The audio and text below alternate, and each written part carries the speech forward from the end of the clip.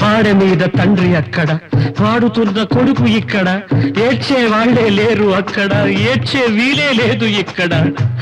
ఈ నడుమన నవ్వే నవ్వు, నటునికి తప్పని నవ్వు, నాటక రంగం నవ్వు, జీవన నాటక రంగం నవ్వు.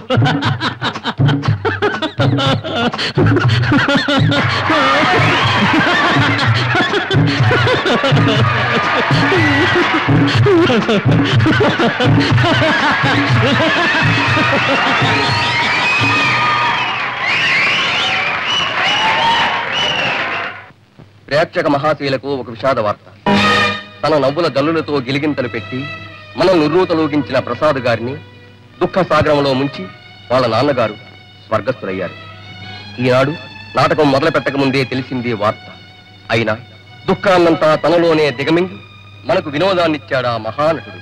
ఈ పరిస్థితుల్లో ప్రసాద్ గారికి చేయదలుచుకున్న సన్మానాన్ని, బిరుదు ప్రదానాన్ని వాయిదా వేసి వారికి మన హృదయపూర్వక సంతాపాన్ని తెలియజేసుకుంటున్నాం. వారి నాన్నగారి ఆత్మకు శాంతి కలుగుగాక.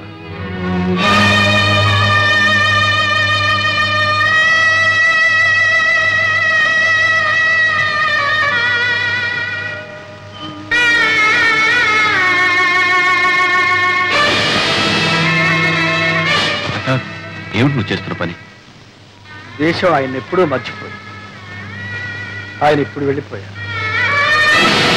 ఆయన చివరి రోజుల్లో ఇవన్నీ ఆయన్ను వెక్కిరించాయి. ఇంకా నన్ను కూడా హేళన చేస్తాను. ఈ వార్త వెళ్ళిపోవడం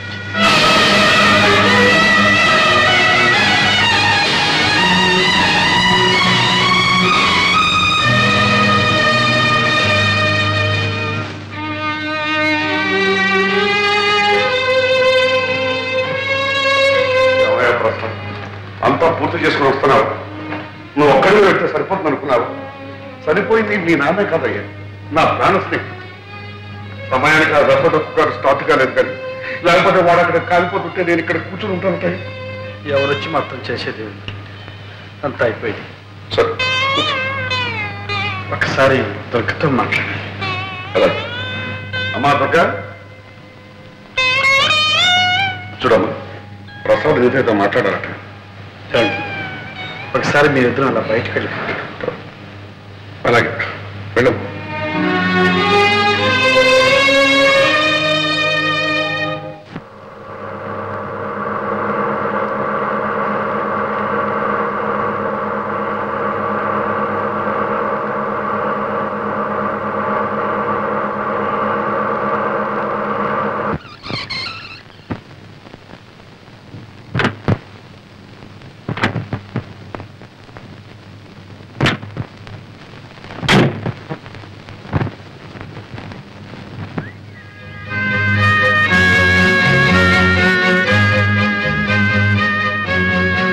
మనిషి ఉన్నప్పటికంటే లేనప్పుడే తెలుస్తుంది ఉన్న విలువ, లేని వెలితి. విలువంతా నీ హృదయంలో దాచుకున్నావేమో గాని వెలితి మాత్రం నీ ముఖంలో కొట్టొచ్చినట్టు కనిపిస్తుంది. సరే, నేను ఈ స్థితిలో కూడా జోక్ చేస్తాననుకోగా. ఏమిటో చెప్పు. ఇప్పుడు చెప్తే నమ్మలేదు, ఇప్పుడైనా నమ్ముతావా? ఏమిటో చెప్పండి. దుర్గా, ఈ ప్రపంచంలో అనాదిగా ఉన్నవి రెండే జాతులు, ఉన్నవాళ్ళు, లేనివాళ్ళు. ఈ రెండూ ఎప్పుడు కలవు, కలిసి జీవించరు.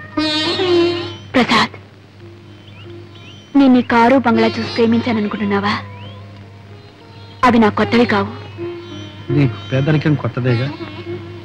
ప్రసాద్, ఏమిటి నువ్వు అనేది? నువ్వు పేదవాడివి, నిన్ను పెళ్లి చేసుకుంటే పేదరికం అనుభవించాలనేగా. పెళ్లి తర్వాత కూడా నువ్వు పేదవాడివిగానే ఉండిపోతావని ఎందుకు అనుకోవాలి? అంటే మీరు మహారాజులనే? కాదు, కానే కాదు. పెళ్లి కొందరి జీవితాల్లో అనుకోని మార్పు తెస్తుంది. అలాగే నీ జీవితంలో కూడా. నాలో ఏ మార్పు వచ్చినా నా మనస్తత్వం మాత్రం మారదు. నేను సాహిత్యానికి, కళలకు అంకితమైన వాడిని. డబ్బు మనిషిని కాలేదు, ఉద్యోగం చేయలేదు. నీ అంతస్తుకు తగినంత కాకపోయినా నీ అవసరానికి కూడా చాలినంత సంపాదించగలను లేదు. అయితే ఇప్పుడు నన్నేం చేయమంటావు? నన్ను మర్చిపోమంటా. మర్చిపోలేకపోతే?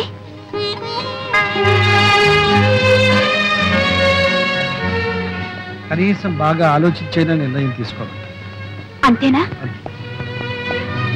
సరే, అలాగైతే బాగా ఆలోచించి నిర్ణయిస్తాను. నీకు తెలుసో తెలీదో ఊళ్ళో ఉన్న ఆడపిల్లలందరూ ప్రసాద్ అంటే పడి చస్తున్నారే. ఆ తత్వం వల్లే చేసుకోమనండి. కింద భూమి పైన ఆకాశం తప్ప ఏమీ లేని ఆ దరిద్రుణ్ణి. ఇదిగో ఆ మాట నవ్వుతాం. మనం ఒకప్పుడు అష్టదరిద్రులం అయిపోయి నడివీతలు పడ్డాం. ఆ సమయంలో వాళ్ళ నాన్న ఆదుకునే సహాయం చేపట్టే మళ్ళీ మనం ఈనాడు స్థితిలో ఉన్నామే. మనుషులు అయినందుకు మనకు ఆ మాత్రం కృతజ్ఞత ఉండాలి. మీకంత కృతజ్ఞత ఉంటే సహాయం చెయ్యండి, డబ్బు ఇవ్వండి, బాగా కట్నం వచ్చి ఇంకో అమ్మాయిని తీసుకొచ్చి పెళ్లి చెయ్యండి. చెయ్యొచ్చు, కానీ నీ కూతురు అతను ప్రేమిస్తోంది. మరి దానికేమండి? దానికేం తెలుసండి? ప్రేమ గీమ. ప్రేమట ప్రేమ. ఆ అబ్బాయి సంగతి తెలియక ప్రేమించుంటుంది. ప్రేమించి కూడా తెలిస్తే మానేస్తుందంటావా? తప్పకుండా మానేస్తుంది. ఆహాహాహా, ఎంత మంచి కూతురు కన్నావే మహాతల్లి. డబ్బుంటే ప్రేమించి లేకపోతే మానేసేది ఆడదా? ఇది ఒకందుకు మంచిదలే. నీ కూతురు అతన్ని పెళ్లి చేసుకోకుండా ఉంటాం అతని అదృష్టమే. మరీ మంచిది. ఇంకా ఈ పెళ్లి మాట ఎత్తకండి. అబ్బాయినికి రావద్దని చెప్పండి, మన అమ్మాయి మీద ఆశలు పెట్టుకోవద్దని చెప్పండి. ఖచ్చితంగా చెప్పండి. ఆ మాట ఏదో నీ కూతురునే చెప్పను. ఏమిటన్నా, నా పెళ్లి గురించేగా మీరు మాట్లాడేది? అవునమ్మా, మీ అమ్మ నా పెళ్లి విషయంలో దయచేసి మీ ఎవరి ప్రసక్తి నాకు వద్దు. నేను ప్రసాద్ని మనసారా ప్రేమించాను. అతన్నే పెళ్లి చేసుకోవాలని నిర్ణయించుకున్నాను. నీకేమైనా మర్చిపోయిందా? అమ్మా, మీరు కాదంటాం, నేను అవునంటాం, ఈ మామూలు రభసంతా వద్దు. నా ఇష్ట ప్రకారం పెళ్లి చేస్తే చేయండి, లేకపోతే నేనే చేసుకుంటాను. శుభం.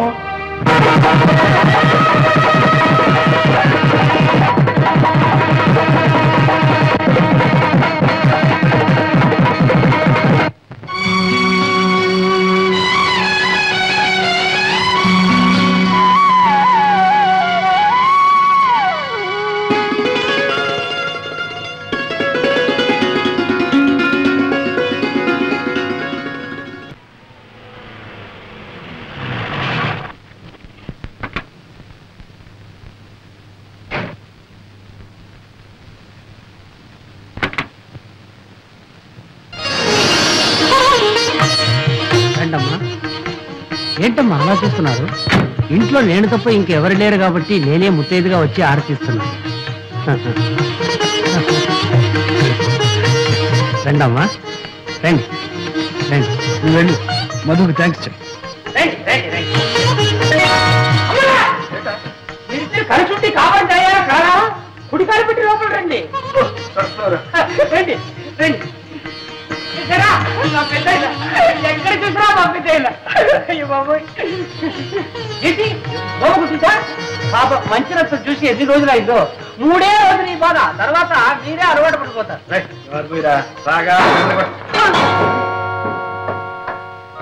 ఎవరా? చెప్తాను. ఇప్పుడే కదా పంపించారు, మళ్ళీ వచ్చేసావా? ఒక చోట ఉండవా?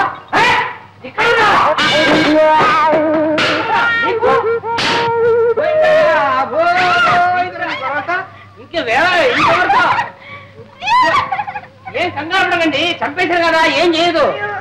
నువ్వు బర్రం పోతున్నావు. ఒకవేళ పెద్ద అక్కడ చూస్తే చిన్నబాబుకి పెళ్లి అయిపోయింది, మీ కోడలు అందంగా ఉంది, చిన్నబాబు కాపురం బ్రహ్మాండంగా చేస్తున్నారు అని ఒక ముక్క పడే తీసుకెళ్ళి భయపడే. అదే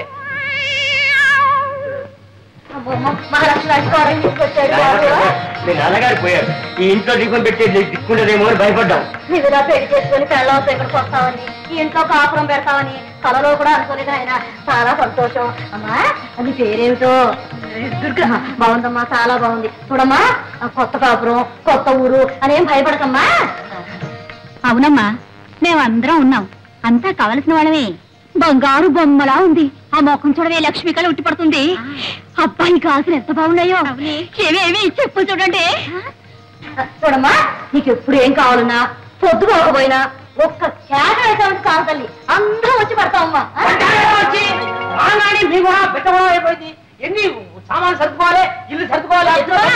ఎందుకలా అరుస్తాం? చెవుకోసం మేకలాగా రండి వెళ్దాం. చాలా సర్దుకుంటాడు, సర్దుకొని నిన్ను చూడటానికి వచ్చాము. మా లక్ష్మణ అంటే అమ్మాయిని తీసుకొచ్చాడు, చూడడానికి వచ్చాము. వెంటనే పెడదాం. చూడమ్మా, మర్చిపోకే నీకు ఎప్పుడు ఏం కావాలన్నా ఒక క్యాబీ తల్లి నేను వచ్చి పడతానమ్మా రండి వెళదాం అదిగో నిన్ను చూడడానికి రాలేదులే మోహం చూడు ఎట్లా ఉందో అర్థం చూసుకో తెలుసు నేను చూడడానికి వచ్చాను చూడడానికి మీరు ఎవరు రాక్కర్లేదు చూడాలంటే నేనే వచ్చి మేము ఒక చూస్తాను అత్తయ్య మొహం చూసుకో